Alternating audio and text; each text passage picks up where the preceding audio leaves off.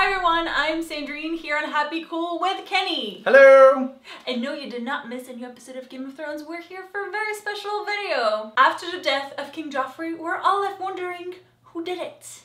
Well, here on Happy Cool, we have gathered all the suspects just for you, and we'll go through them one by one. On CSI Westeros. Now, in typical crime investigation, you have a various pool of suspects. And in that pool of suspects, you're trying to determine three things: means, motive, and opportunity. Let's get right into it, Kenny. Let's do it. Let's do it! Tyrion Lannister. He does have the means to get his hands on some poison if he wanted to. Motive. Do I even need to say it? I mean, he's probably the person that wanted to kill Joffrey the most at the wedding. Opportunity. He was close to Joffrey. He gave him the last cup of wine that he was sipping. But you gotta ask yourself, isn't Tyrion smart enough that he wouldn't put himself in the middle of the murder plot if he was to do it? I'm putting the odds at 40 to 1. Cersei Lannister. She has the means. Her new bestie, Qyburn, apparently has access to all kinds of potions and concoctions, as we saw in episode 1. Motive? One would think initially it's zero motive because she loves all of her children. It's obvious. She was quite distraught when Joffrey finally bit it, except for the fact that she is continually reminded that she is going to be the ex-Queen Regent. And clearly that does not sit very well with Cersei. So maybe we have a little more motive for her than we initially thought. Opportunity? Too drunk to pull it off. Odds? 100 to 1. Tywin Lannister. He certainly has the means, as in he has money. And money can pretty much get you poison, any poison you might ever need. Motive. He seemed very eager to jump on Tommen right after Joffrey's death, so I think we can say he had motive to kind of get rid of Joffrey, whom he could not control, and get on Tommen, who seems very malleable. Opportunity. He was sitting at the table. He did not seem very amused, but it doesn't seem like he was anywhere near anything that Joffrey was touching at any point during the episode, so... But then again, he has so much money, he could have hired somebody to do his dirty work for him, so who knows. And that's why I put the odds at 4 to 1. Jaime Lannister, the Kingslayer. Means? He just got back. Doesn't have many means at all. Motive? No, I don't see that either. Opportunity. He was pretty far away. Odds? 150 to 1. Sansa Lannister. Means. Not many means at all. Motive. Well, let me think. Joffrey pretty much killed her whole family, so yeah, she has got motive. Opportunity?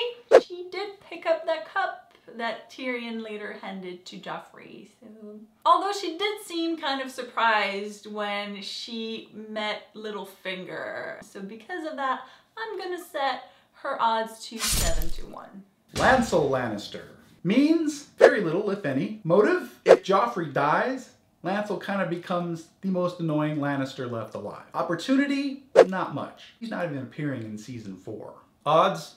200 to 1. Dontos the Fool. Means. Not very much by himself, but he could have been hired by someone, and we know he was definitely hired by Littlefinger to take Sansa to him, so who knows what else he was asked to do. Motive. Joffrey almost killed him in season 2, and now he's his fool, so yeah, he probably wants to kill him.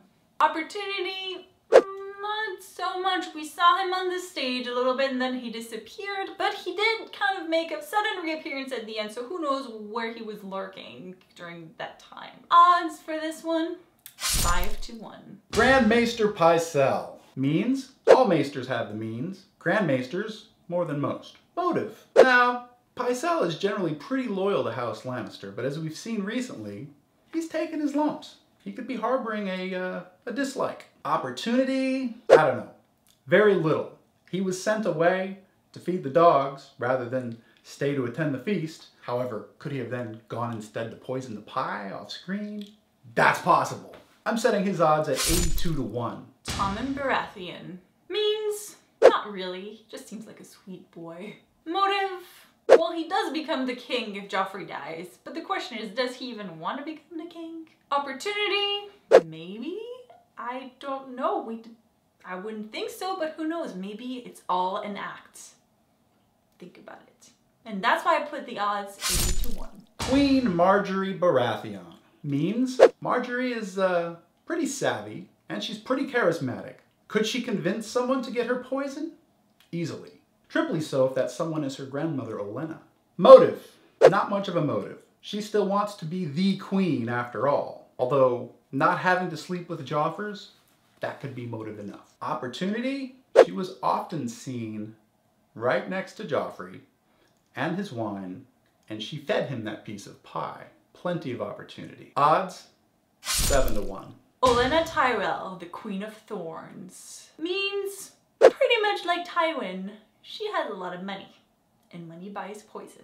Motive? Her granddaughter Margaery is married to Joffrey, which I guess is motive enough to want to kill him off so she doesn't have to deal with him anymore. Opportunity? Lots. She was right there at the table, walking around, saying hi to people, especially Sansa, playing with her necklace, and I don't know if you guys noticed, but when she played with a necklace and left, there was one of the stones missing after that. Could she be in line with Littlefinger, or is that like a whole conspiracy? Odds are 5-1. Lord Mace Tyrell, the Oath of Highgarden. Means plenty if he cared to. Motive? Basically 0. Opportunity? He was at the table, kind of near the drink, but not really. He's kind of oafish, unless it's all an act, these Tyrells. I'm setting his odds at 20-1. Prince Oberyn Martell, the Red Viper. Means he knows poisons. He studied them. Chances are he has access to a lot of them. Motive? The Lannisters aren't the only ones who pay their debts. Opportunity? Not that many actually. He was sitting kind of far away from Joffrey, so odds 30-1. Ellaria Sand. Means almost none. Motive? Oberyn gets what Oberyn wants. Opportunity? Less opportunity than her paramour. Plus, bastards aren't allowed to dine at the main table. Setting her odds at 90-1. Littlefinger. Means, well, Littlefinger is Littlefinger, so he could probably weasel his way into getting anything. Motive. Chaos is allowed. Opportunity? None. He was on the boat, although he did hire Dontos, so chances are he probably hired other people and could have hired someone to just poison Joffrey at any point. Odds 9-1. Odds of Littlefinger being indirectly involved 2-3. Varys the Spider. Means who can tell with spiders. Motive? A stable realm. Remember in season 1, Varys told Ned Stark that he served the realm. I think a dead Joffrey would serve the realm very well. Opportunity? He was never near the table. There's a chance he poisoned that pie, however. Being that he is a spider, I'm setting his odds at 12-1. The Red Woman Melisandre. Means sorcery. Motive. Usurpers must die, for the night is dark and full of terrors. Opportunity. Spell is already cast. Odds 50-1. Any one of those 5 dwarves. Means who can say? We don't know any of the dwarves. Motive? Joffrey has a long history of making fun of dwarves. I don't know that it makes sense that they would then take the job and be hired on. And yeah, you see. Opportunity? They never really got that close. I'm putting the odds of the dwarves being Joffrey's killer at 200-1. Nameless servant girl. Means, since we don't really know much about her, she could have means. She could have been given the poison. She could have been hired. She could know about poison. She could know somebody that knows about poison. So, possibly yes. Motive? Money? Or she just hates Joffrey as much as everybody else does. Opportunity? She did serve him the pie. And she might have served him other things. I can't remember how much we saw of her, but she was there. Odds 60-1. King Joffrey Baratheon himself. He could probably attain poison at a whim. No motive. He's not really smart enough to realize that the realm would be a better place without him. Opportunity? He just kissed Natalie Dormer. I don't think his head is going anywhere except to the bedroom where the bedding is going to take place. I'm setting odds of Joffrey killing himself at 600-1. So Kenny? Yes? Who's your money on? I'm going Littlefinger, but I don't know how he delivered it, I don't know if that whole necklace thing, I gotta look at that again. If that whole necklace thing is very suspicious. Why even put that in there? Who's your primary suspect? Well, like you, I definitely think Littlefinger is involved in some way. But I don't think he was the main person that orchestrated everything. I think for me it's between Tywin and the Queen of Thorns, if we go by our suspects. I feel like the Queen of Thorns might have waited for Margaery maybe to be pregnant if she, you know, if she had killed him. But at the same time, she did say you'll be fine with the next one. So you're thinking, oh, well, she's already thinking the next one, so maybe she did do it. Already thinking ahead. One thing that I was thinking of is that the fact that Littlefinger is actually the one who, back in, wasn't it season 2, who went and made contact with the Tyrells that brought them into the fold. So this could have been something that was planned way back. Right? Crazy. Because he's the amazing teleporting Littlefinger. Now that you know who our main suspects are, who are your suspects in the death of Joffrey? Yes, let us know in the comments. We hope you guys enjoyed this video. Thank you so much for watching. Make sure to subscribe to Happy Cool so you don't miss our Game of Thrones reviews. Although maybe next week you won't be here, but you'll be back. I'll be here in spirit. But he will be on Axie Fabulous, so you can see him there. And also, if you don't subscribe to Happy Cool, you won't be happy or cool. I'm still not cool. But you're happy. I am. Thank you so much for watching, and we'll see you soon. Bye! I'm adding to the suspect list none other than the sword Widow's Wail. Now wait, you ask. How can a sword actually murder a person? I'll tell you. This actually goes back to George R.R. Martin, who is a fan of science fiction and fantasy. He was a fan long before he started writing it. One of the authors that he read is Michael Moorcock. Michael Moorcock came out with a series of books called the Elric Saga. The primary character in that saga was Elric of Melniboné, a prince, an albino prince, who happened upon a sword called Stormbringer. Now this sword, Stormbringer, is with Elric throughout the series, and now, I'm going to spoil the entire Elric series for you, so if you intend on reading this, go. You're done. Go. By the end of the series, Elric and his sword has essentially killed everybody on the earth. It's Elric and his sword on a mountaintop, overlooking this desolate planet.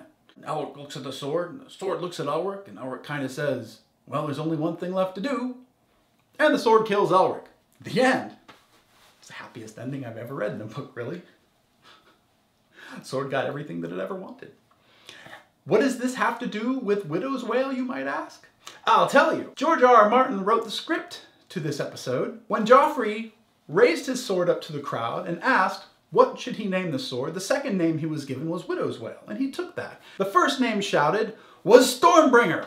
This sword may actually be Stormbringer, which has desolated this other world, has moved on to this other world, has possessed this innocent, poor Valyrian sword, has taken control, is going to kill Joffrey, is going to cause a swath of terror throughout Westeros, kill all of Westeros, onto Essos. I'm going to put the odds at 1,000 to 1.